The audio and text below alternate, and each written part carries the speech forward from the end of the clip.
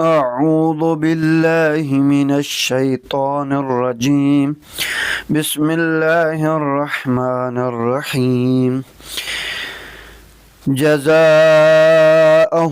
عند ربهم جنات عدن تجري من تحتها الأنهار خالدين فيها أبدا رضي الله عنهم ورضوا عنه ذلك لمن خشي ربه۔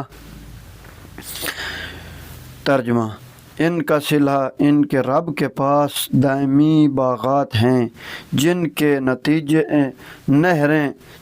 نیچے نہریں بہتی ہوں گی اور جن میں وہ ابد تک ہمیشہ رہیں گے۔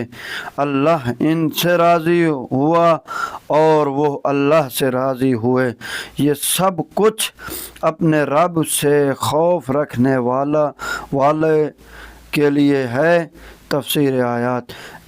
پہلا پوائنٹ، ایسے ایمان اور عمل صالح بجا لانے والوں کے لیے عدن کی جنت ہے۔ جنت عدن یعنی جنت میں اہم ترین جگہ کا نام ہے جس میں اللہ کے خاص بندے داخل ہو سکیں گے۔ دوسرا پوائنٹ، خالدین فیہا ابدا، جس میں وہ ابد تک رہیں گے۔ جنت کی زندگی کی کوئی حد بندی نہیں ہے۔ ممکن ہے کہ جنت کی زندگی زمانہ نہ ہونے کی صورت میں وقت کا احساس نہ ہوگا۔ تیسرا پوائنٹ، رضی اللہ عنہم، اہل جنت کے لیے سب سے بڑی نعمت اللہ کی خوشنودی ہے۔ ورضوان من اللہ اکبر، اور اللہ کی طرف سے خوشنودی تو ان سب سے بڑھ کر ہے۔ اللہ کی خوشنودی کس قدر عظیم نعمت ہے، یہ وصف و بیان میں نہیں آ سکتا۔ ورضوا عنہ، اور اہل جنت عدن بھی اللہ سے راضی ہوں گے، اللہ کی طرف سے ملنے والی نعمتوں اور رحمتوں پر راضی ہوں گے۔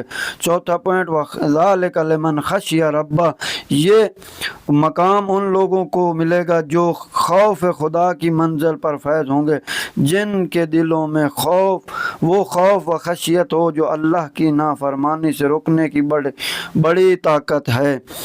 ان الذین یخشون ربهم بالغیب لہم مغفرۃ و اجر کبیر، جو لوگ غیبانہ اپنے پروردگار کا خوف کرتے ہیں یقیناً ان کے لیے مغفرت اور بڑا اجر ہے۔